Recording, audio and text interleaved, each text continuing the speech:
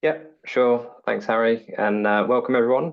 So Sam here from Growth Engineering, and we're glad to have you all on the webinar, and hopefully you're all excited to learn a bit more about Modern Learner. So I shall pass you over to Harry, our head of marketing. So take it away, Harry. Thank you very much, Sam, and thank you everyone for joining us today. I would say this is probably the most important non-Super Bowl based event that's happened in the last 7 days. So we very much appreciate you all being here. I'm absolutely thrilled to share these insights with you on modern learners. It is a topic that is very close to my heart. I have always been curious about the way people learn and how this can be impacted by changes in the workplace, evolutions in technology, and various other factors. So it's definitely of interest to me, and it's definitely something that we think about a lot here at Growth Engineering as well. So we are a learning technology provider. So this line of thinking definitely informs our product strategy and the way we design learning experiences.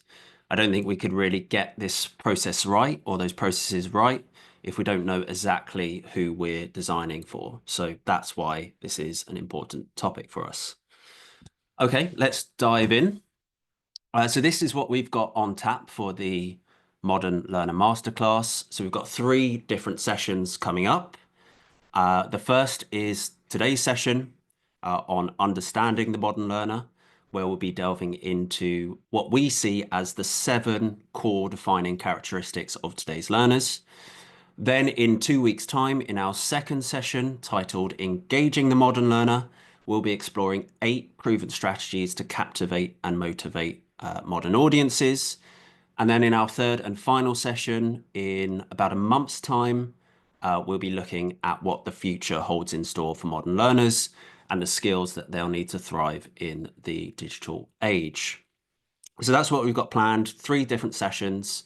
I hope to see as many of you as possible on all 3.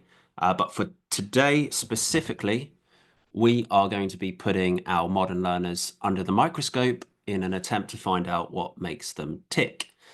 So we're going to start, like I say, by exploring the 7 core traits or characteristics that are unique to this particular generation of learners. Then we're going to examine how tech has been impacting these modern learners and how it influences the way we learn. And then finally, we're going to wrap it up with a discussion on how both of those factors, so the characteristics and the impact of tech, is influencing modern learners' preferences and expectations. So that's what we're planning. Ultimately, it's my hope that by the end of this session, you will know your modern learners better than they know themselves. And as a result, you'll then be able to start to think about how you might change or adapt your own specific learning approach accordingly. So if things go to plan today, this session should last about 40 or 45 minutes. So there should be plenty of time for questions at the end. Do feel free as well as we're going through, if you've got any questions or any thoughts to share, or if there's anything that you'd like me to clarify further, please do drop your comments into the webinar chat. My colleague Sam is on hand and will be able to jump in any questions that he can, but he'll also save up any other questions for me at the end so we can review them at the end of the session. I can see, for instance, Anna's asked about learning materials and handouts. We are planning to share the recording at the end of the session, and I'll also point you in the direction of a brand new guidebook that we've produced. So stay tuned for that. But yes, any other questions, please do just drop them in the chat and we'll keep an eye out for them. And this is me. So my name's Harry. I am the head of marketing here at Growth Engineering.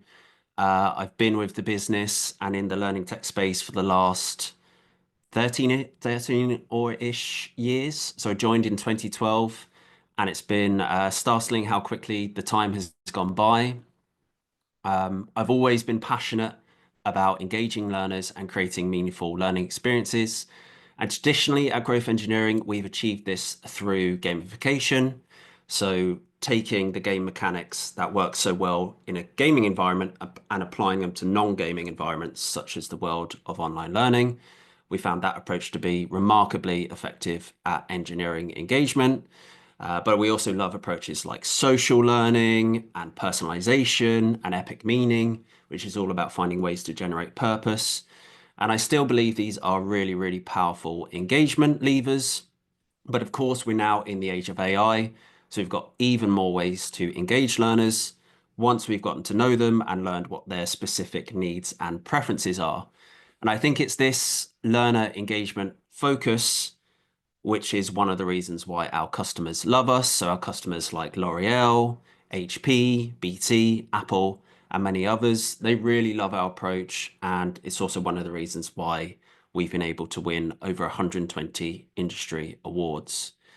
These customer relationships also mean we have a lot of real world experience working with modern learners from different walks of life, with a variety of different backgrounds and from different organizations. So I hope that these insights that we'll share throughout this session do prove useful. With all that said, let's get into the nitty-gritty. So this is the question that we're seeking to tackle today. Who exactly is the modern learner, and why is it important that we get to know them? I think it's fair to say that the way we learn has evolved significantly over time, and the modern learner has had to adjust accordingly in order to keep pace. These individuals have all been shaped by the digital age, and as a result, they have a unique set of learning characteristics and preferences and a different set of behaviors accordingly. It's by understanding these specific characteristics that we'll be better placed to create more effective learning experiences and future-proof our approaches going forward.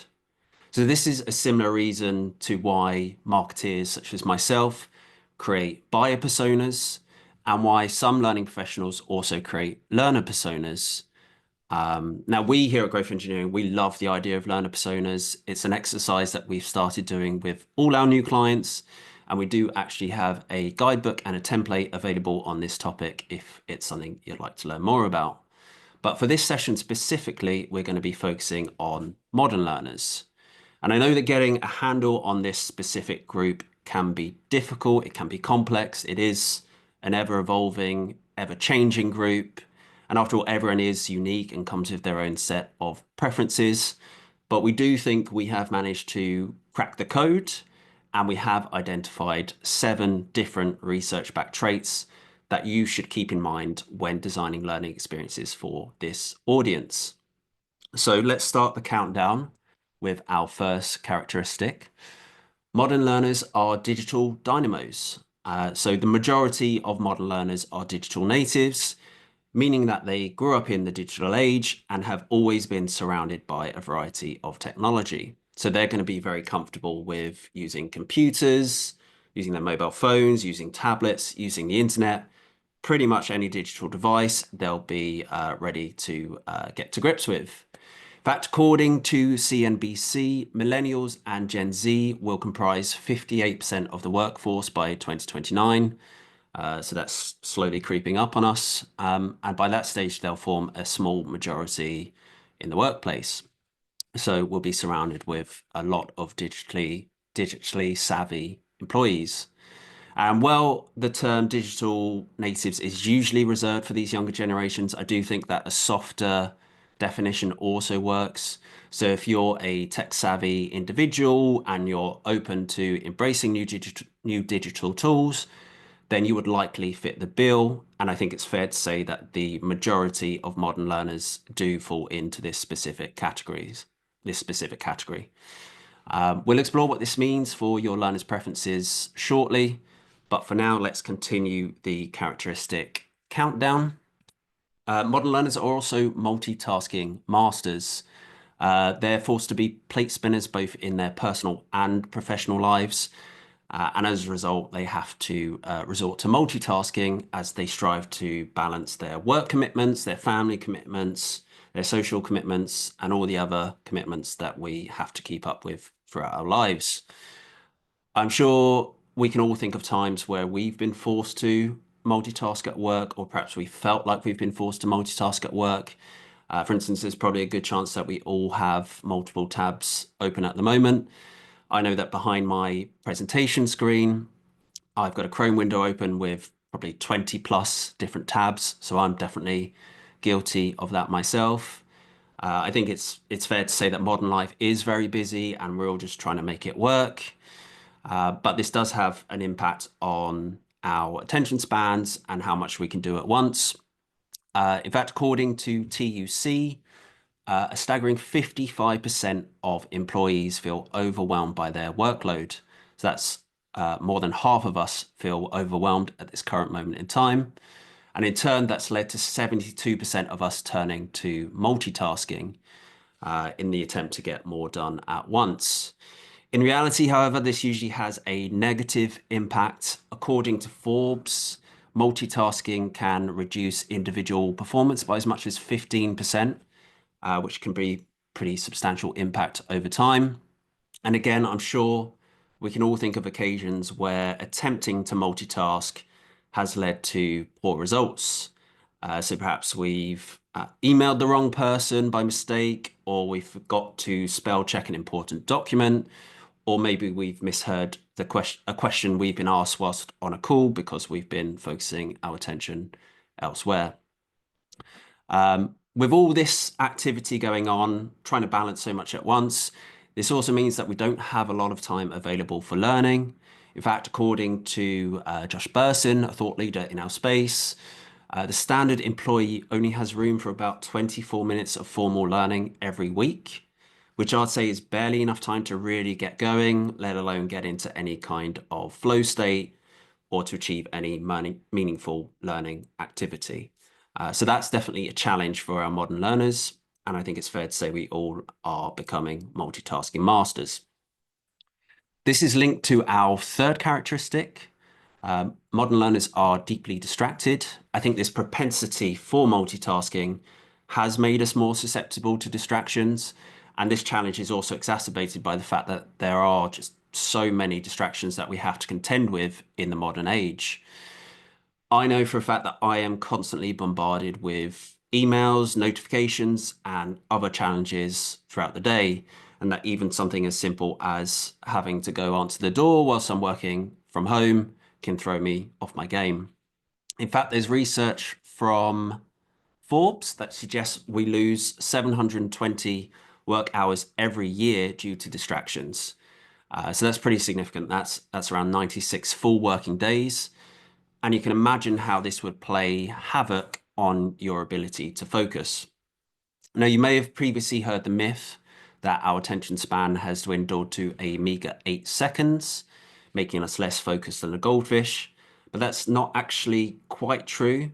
There's research from the University of California, which suggests that our attention span has plummeted from around 150 seconds in 2004 to a mere 47 seconds today.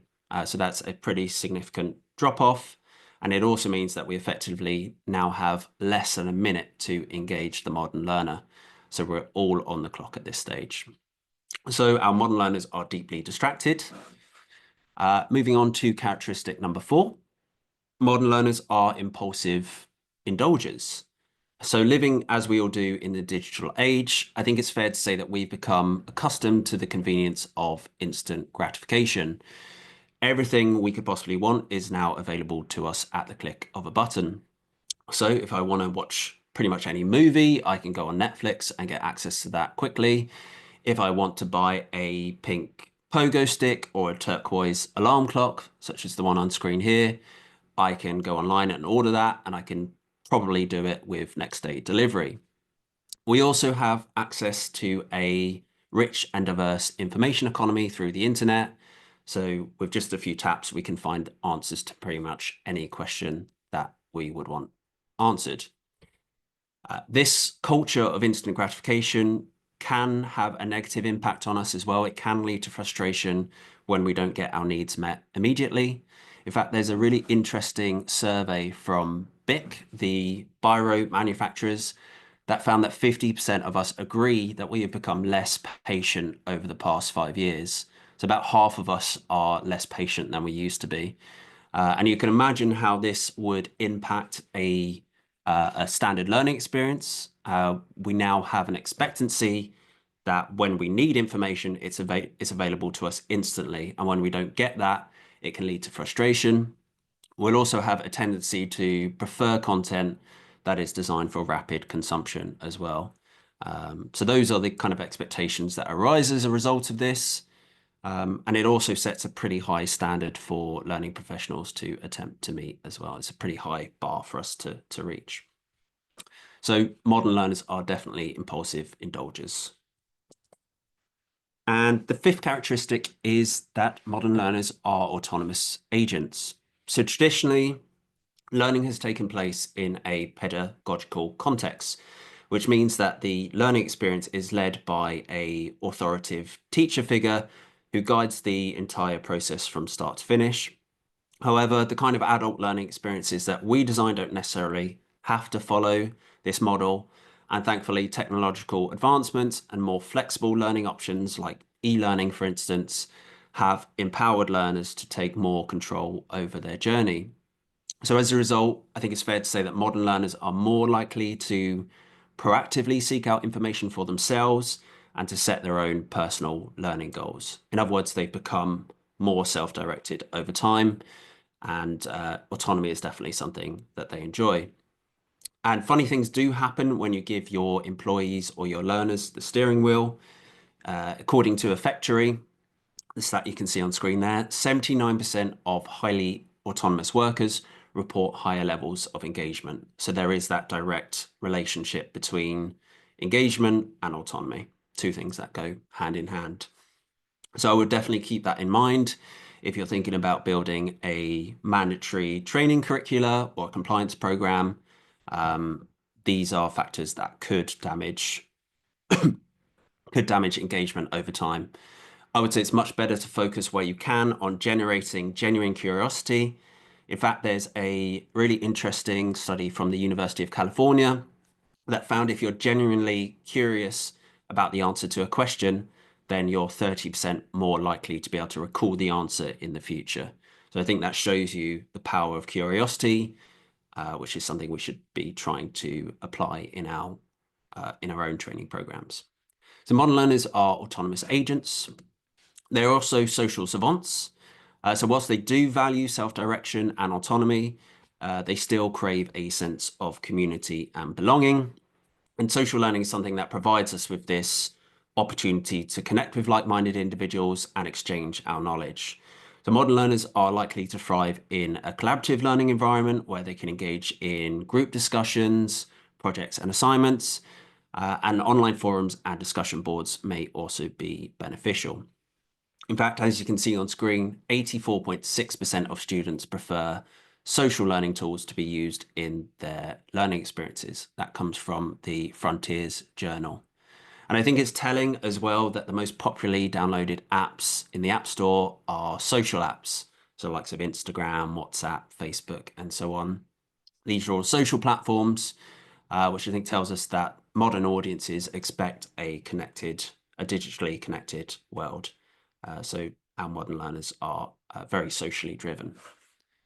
And then our final characteristic is that modern learners are mobile-minded. So there are now over 7.2 billion smartphones worldwide, which means that nearly 90% of the global population have a smartphone or a supercomputer, I should say, in their pocket. In fact, the average person spends about 3 hours and 15 minutes on their phone every day. So that's about 20% of your waking hours. So it is fair to say that the modern learner is mobile ready. This also means that modern learners are only ever a few taps away from whatever information they want to find, which perhaps explains why 64% of students use mobile devices for instructional purposes. That comes from EdTech magazine. And it's also the reason why 70% of learners are more motivated by mobile learning experiences. And again, this probably helps to explain the popularity of apps like Duolingo or Brainly. And this is definitely something that we should seek to keep in mind when designing our learning experiences. So there we have it. Here on screen, you can see a summary of all these different characteristics and qualities. This is effectively the modern learner bingo card. So our modern learners are digital dynamos. They're multitasking masters. They're impulsive indulgers, they're deeply distracted, they're autonomous agents, they're social savants, and they're mobile-minded. So that's a really nice summary of how we see the modern learner. And at this stage, we would like to ask a quick poll question. So I'll see if I can launch this as I go. Hopefully you're now seeing a poll question on screen. We'd love to get your input on this. Of the 7 characteristics we've explored so far, which trait would you say is most prevalent in your workforce? Do take a bit of time. I'll just take a sip of water and then we'll see what the general consensus is.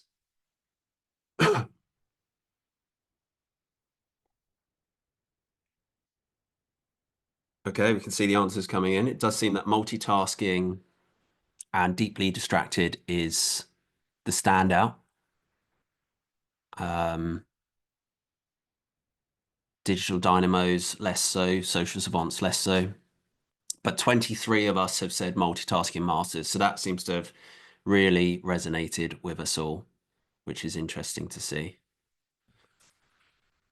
Okay, well, we'll leave it there. Thank you very much for your input, guys. It's always easy. It's always interesting to see what everyone has to say.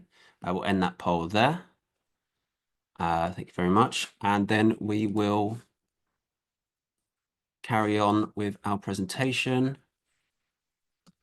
Okay, so we have explored the characteristics of modern learners. We're now going to have a look at the impact that technology has on this audience. As I'm sure you're all aware, the world is moving very quickly at the moment, and the breakneck pace of all this change is naturally going to have an impact on the way we consume information and communicate with each other. So with that in mind, we wanted to share 4 different ways that technology is influencing our modern learners. So starting with number 1, as we've seen, smartphones have already become an integral part of our lives. In fact, 87% of us reach for our devices within an hour of waking up. So that's the great majority of us. And we then go on to check our devices every 12 minutes for the rest of the day. So in doing so, we're essentially promoting a always connected and always on culture that sometimes negatively blurs the line between work and our personal lives. And this is also changing our content preferences as well. I think it's fair to say that mobile devices have helped to shape preferences for quick hit and easily digestible content, alongside mobile-friendly formats like visual media and vertical video. So think of the likes of TikTok and Instagram Reels. There definitely is a preference for this kind of content because it fits more neatly into our lives. The mobile revolution also means that we are now able to learn wherever we happen to be in the world, so long as we do have an internet connection or even just some content downloaded on our devices.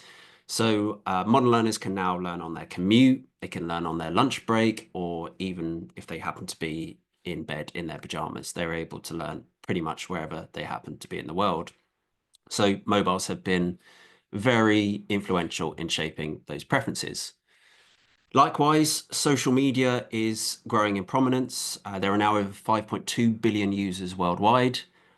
So I think it's fair to say that it has achieved widespread adoption. In fact, the typical social media user spends around 2 hours, 19 minutes per day on these platforms. And these users are all using social media for different purposes. According to a GWI poll, 51% of users agree that they use social media for social connection. 34% use social media to read news stories. 30% use it to find content. And 22% use it for work-related research. So I think it's heartening to see that social media isn't just used for anonymous flame wars or spewing hatred at each other. It can be used to a positive educational effect.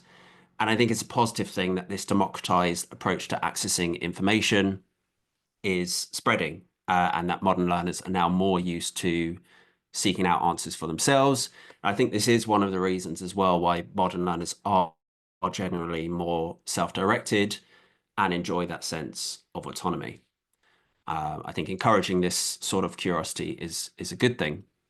But alongside it, we should also be encouraging fact-checking and critical analysis of sources. As I'm sure you're all aware, there's a lot of misinformation out there, and it can be costly when this misinformation spreads. So do encourage those critical thinking skills alongside the curiosity that we're seeking to generate as well. So social media is influential as well. And then next up, we have the rise of online learning.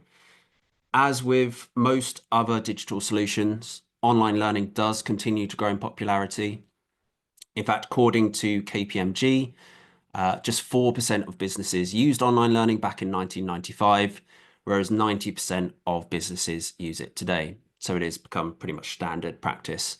Similarly, online university courses and MOOCs continue to attract a really healthy audience. So this has definitely helped to shape our expectations about how and when we access our learning opportunities. I think it's fair to say that modern learners now understand that they don't necessarily have to access their learning from a specific fixed location. They have the freedom to access it through the internet at their convenience, which means we don't really need to rely as much as we used to on venues, on set schedules, or other such inconveniences, because online learning has helped to break down a lot of those different barriers and boundaries. And we have the convenience of being able to learn at our own pace. So I think if this is not something that you currently offer, then you're not really covering all the bases at this stage. So it is a very influential and important consideration about how modern learners tackle and approach their training. And then finally, it's impossible to talk about technological factors at the moment without mentioning AI. AI has changed pretty much every aspect of our lives, and L&D is no different. Projections suggest that this market will be worth about 1.3 trillion, that is trillion with a T, by 2030. So this is a market that's growing lightning quick. And I think this is largely due to the efficiency gains that it can offer. There's a Forbes survey that shows that 64% of businesses agree that AI will boost productivity. So that is a key factor in its spread. There's also some interesting research about the individuals who are willing to embrace AI, and this is largely based on generations. So it seems that most Gen Z, that's 54% of Gen Z, are open to using AI for everyday tasks. Most millennials are as well, 58%.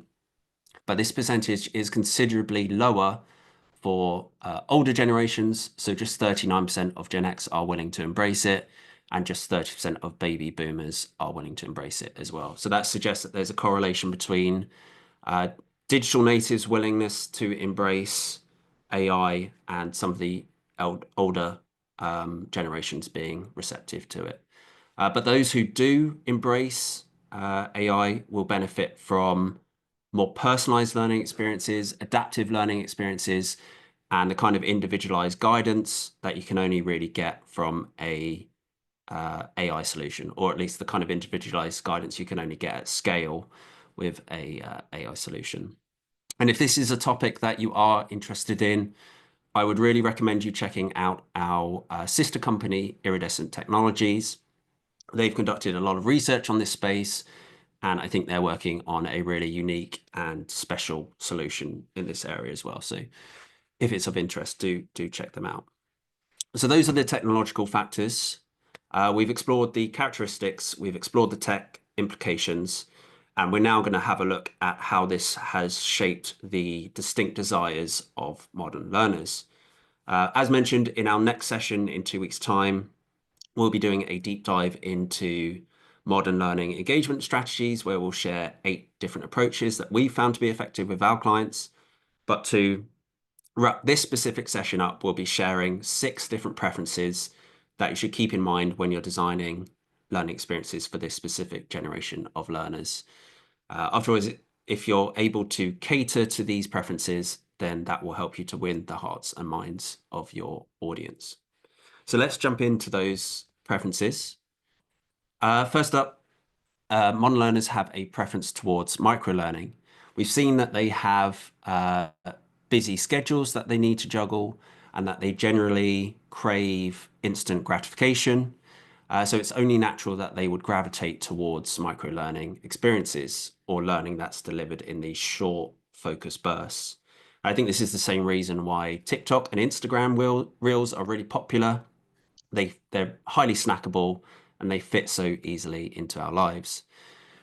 In fact, there's a survey from Boyette that says that 94% of L&D professionals prefer microlearning over traditional e-learning courses. And I think that's probably because microlearning is both easier to create and quicker to create, and it's also easier to consume. So it's a win-win for pretty much everyone involved. Modern learners also have a preference towards visual content. So we've seen that they have shorter attention spans, or that all our attention spans are getting shorter, which effectively means that we as learning professionals now have to attempt to do more with less. And visual media is a really great way to achieve this. In fact, it's been thought that we process visuals up to 600 times faster than words, which would help to explain why video is such a popular instructional method. Now, I'm not saying here that we're all visual learners or that learning styles is a thing. I know that that's quite a controversial topic in our space. But if you are trying to grab the attention of modern learners, then it's likely that walls of text and stock images just isn't going to cut it. And we do always encourage our clients to create a learning brand and to use imagery that we think will resonate with their audience, which is something, again, we're gonna tackle in the next session. Modern learners also have a preference towards content that solves specific problems.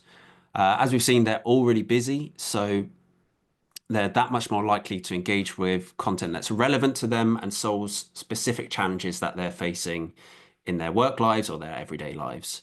And this is one of the reasons why short how-to videos and guides are so helpful.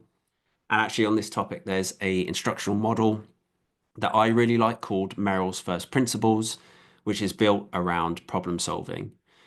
In this model, David Merrill suggests that if content isn't demonstrably relevant to learners, then it won't be meaningfully engaged with. So that's definitely something that we need to keep in mind. And there's another really interesting study from the University of Indiana that found that these kind of problem-focused approaches based around relevancy are up to 9 times more effective than traditional learning approaches. So in other words, learning material that's too abstract just isn't going to cut it with our modern learners. Similarly to that, modern learners do expect timely access to information and resources. So they want learning content delivered at the point of need, as this ensures that knowledge is delivered to them just when it's required to solve a particular problem or complete a task, not after the fact when it becomes basically irrelevant information. And this immediacy is really, really powerful because it effectively closes the gap between learning on the one hand and performance on the other. It brings those two elements a lot closer together. There's research from LinkedIn that suggests that 57% of employees prefer this just-in-time approach to learning. And I think that that number is only going to increase as it becomes more commonplace. I can't see why we wouldn't all have a preference to learning content that's delivered when we need it, not after the fact. Again, if this is a topic that you're interested in, there's a couple of models I would point you towards. The first is Bob Mosher's 5 Moments of Need, which is a really interesting and popular L&D framework. And the second is Josh Bersin's idea of learning in the flow of work. Both of these are really good starting points if you want to think about performance support in the workplace. So definitely recommend you checking them out. And then finally, we have our 2 last preferences. Modern learners, as we've seen, do have a preference towards social learning experiences. That's despite the fact that they are self-directed individuals. They do tend to thrive in these collaborative learning environments. So they do enjoy learning through social interaction, through discussion with one another, through bouncing ideas off of each other, and just generally through peer-to-peer activities. And this does align really nicely with the 70-20-10 model, which suggests that 20% of all workplace learning happens through social activity, which is double the amount that takes place through formal training activity. And again, I do think it is fair to say that Learning in general is a lot more fun when we're able to share the experience with somebody else.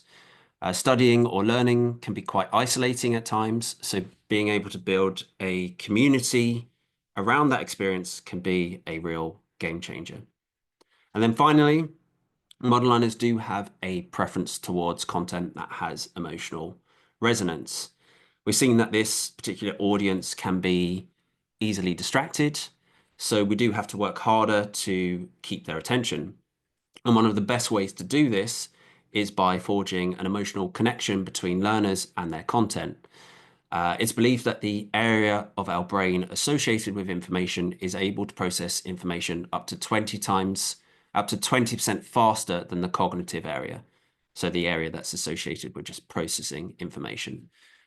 So we should definitely keep that in mind when it comes to designing learning experiences. If they're not emotionally resonant, then they're that much more likely to fail to engage our audience. And I think this definitely rings true when you think about the last party or social gathering that you went to. You're probably considerably more likely to remember the person who made you laugh or made you cry for whatever reason than the person who bored you with conversation about the weather. I think that's just naturally how our brains work. Um, Information that's delivered to us in a certain format with emotional resonance just tends to stick in our brain a lot more. And this helps us to overcome the forgetting curve as well. So very, very important that we keep this in mind. And there's various different ways that we can do this. And again, we'll explore this in our next session. But one of the most powerful ways is by using narrative-based learning, as that helps to make information really, really sticky. So those are the 6 preferences. And we've got one last poll question for you. So I will just launch that. And it would be great to hear which of these 6 preferences you think is most prevalent in your workforce, if there's anything that seems to resonate particularly throughout your audience. Let's see what the results are. So far, we've got a nice mix. Seems microlearning is out ahead, or problem-focused learning seems to be jumped ahead now. Interesting to see a fairly even split between these. Although it does seem that problem-focused content has jumped into the lead and has a pretty healthy lead now, more than double some of the other answers. Okay. Interesting. So in terms of order there, problem-focused is ahead, then microlearning, then visual content, with emotionally resonant content at the bottom of the pack. Interesting to see where these preferences have resonated the most. I think ideally we would want to find a kind of balance between them, but this is very interesting to see. Okay, thank you very much, guys. That's pretty much going to conclude our session today. If you can't wait for the next session in 2 weeks' time, or if you'd like to continue your learning journey straight away, then I would encourage you to check out our new guidebook. It offers a comprehensive look at the model learner in a similar structure to what we're delivering through these 3 different sessions, where we start by seeking to understand them. We then look at different strategies for engaging them, and then we start to look ahead to the future for modern learners and the kind of skills that they'll need to develop to keep up with a ever-evolving and changing business landscape. So it does really cover the full modern learning experience. If you would like to check this out, please do follow the link that's on screen or use the QR code to access the landing page. It's all completely free, so yeah, please do check that out if it's of interest. Otherwise, thank you very much for your time today. I hope you found it an informative session. The world is changing very quickly and our learners are as well. So it's by taking the time out in sessions like this to attempt to understand their characteristics and their preferences that we can make better attempts to keep up with our audience. As mentioned, in our next session, in 2 weeks' time, we'll be focusing on engaging modern learners. So it'll be a bit more practical, and we'll look at actionable strategies for motivating and incentivizing this group of learners into action. But in the meantime, If there are any questions or points of clarity that I can answer now, that would be great. And any other general comments as well, please do drop them into the chat, and we'll do our best to answer them. But thank you again, everyone. It's been an absolute pleasure taking you through this session. Cool. Thank you, Harry. It's been very insightful. We've got 15 Sam? minutes now, and there's a few questions. So let me just run through those. So Lisa asked, can you share how to work with participants that are only there because their manager made them? They don't want to participate or even be there. Well, I think that's a major challenge when we're tackling more compliance-based content or mandatory content. We've seen modern learners do thrive on a sense of autonomy. So as soon as you take that away, you will see engagement levels plummet. And I'm not sure there's any real way around that. I think the only real way to avoid it is to not do it. I think using terms like mandatory and compliance are will instantly shut off some learners. Unfortunately, I know in a lot of business cases it just can't be avoided, um, but yeah, it does create a major barrier to engagement for this particular audience. There's of course there's things you can do. We're big advocates for gamification here at Growth Engineering. So using things like leaderboards and badges and experience points to incentivize activity. That can be very effective. Social learning can be very effective as well. So learning alongside your peers can help to drive and incentivize activity. But in general, that is a challenge. I definitely acknowledge that. And for some, I'd say for some more kind of practical strategies and suggestions, do join the next session if you can, because we'll be sharing a lot more ideas in that area. But hopefully that gives you a rough idea. Cool. Thank you, Harry. Hopefully that answers your question or helps, Lisa. So the next question is from Anonymous on the Q&A. So how would you approach balancing the focus of genuine curiosity of learners / employees with upskilling orders coming from senior leadership? I think that's a great question. I think ideally we want to try and find ways to make our learners curious um, about the kind of orders that do come from that top-down level. So that's, I guess, an alignment question between L&D strategy and business strategy, and then finding ways to pique curiosity in our learners about those topics that do matter to us as a business. So that I think if that's an area of interest to you, I'd really encourage you to check out this concept of epic meaning, which is this idea of generating purpose in and around the things we do and the different techniques that we can use to achieve that.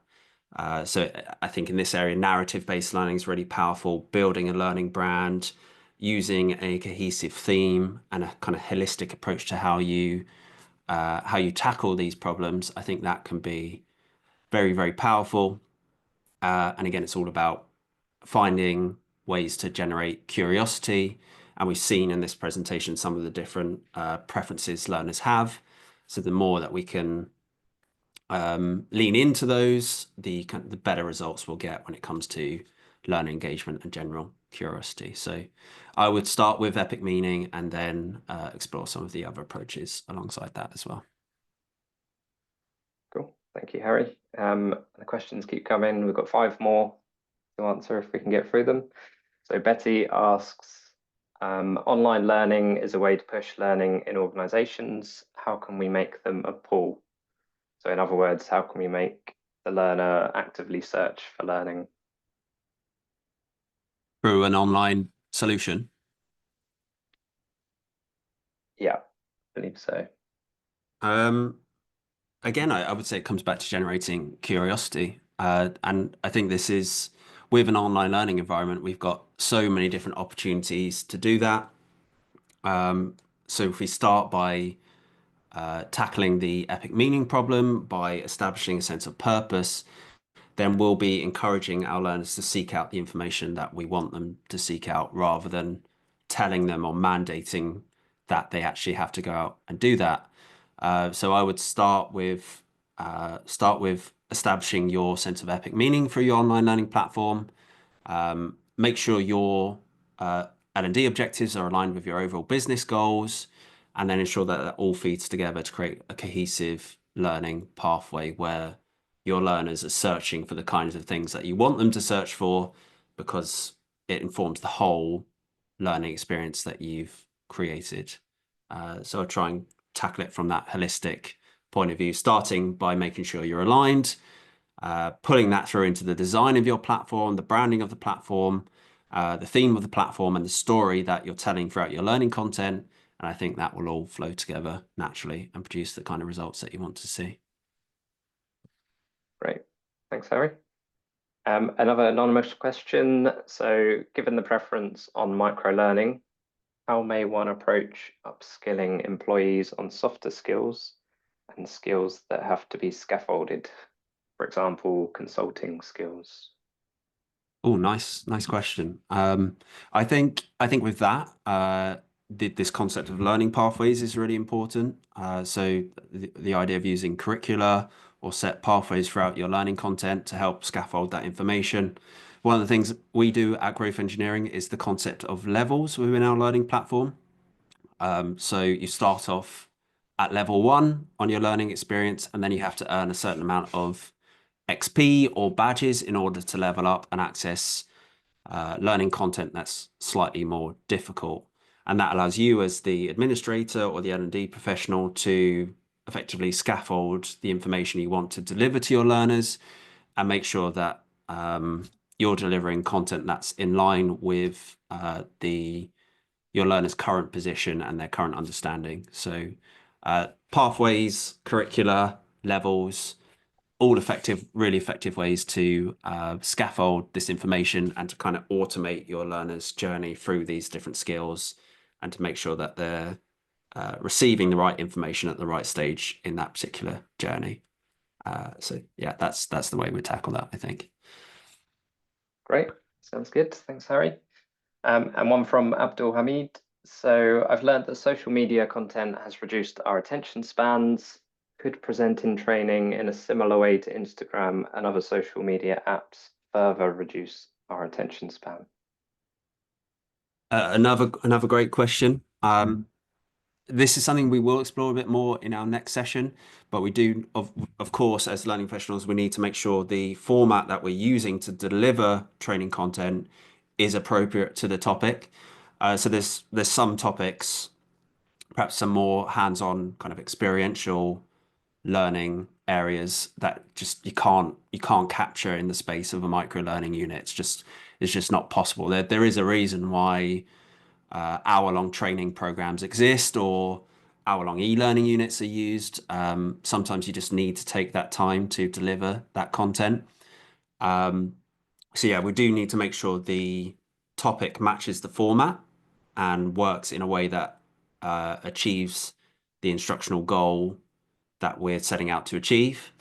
So that is an important consideration. You can't achieve everything with a micro learning unit, but where possible, we would encourage you to try and then to scaffold information in a similar way to what's been suggested in my last answer, I think. So you're delivering information in short, sharp bursts, but you're providing a structured journey where learners can move through those different segments at their own pace and at their own convenience.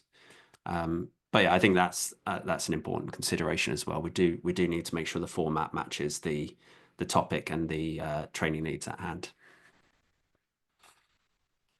Great. Thank you, Harry.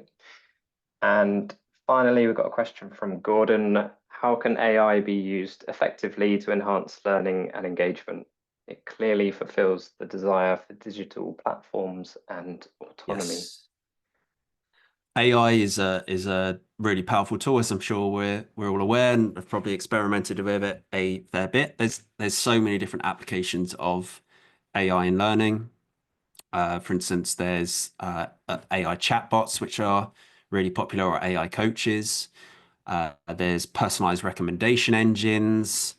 There's automated content production. There's all these different ways that AI can be used if it's used responsibly to produce really effective learning outcomes and to optimize our approach to creating these learning experiences as well, or automate some of the more painful administrative processes that we all have to go through. So yeah, AI is a really, really powerful tool.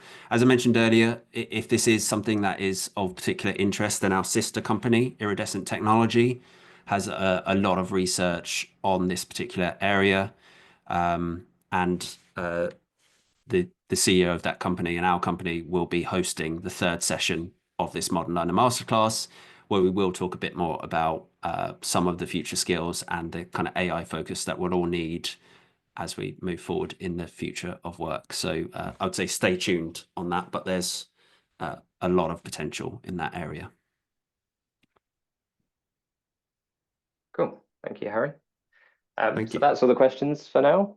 So I just want to end by saying thank you, Harry, for the great presentation, and thanks everyone for joining. And we hope to see you on the next session. Thank you very much, everyone. Hope to see you in 2 weeks' time. Thank you.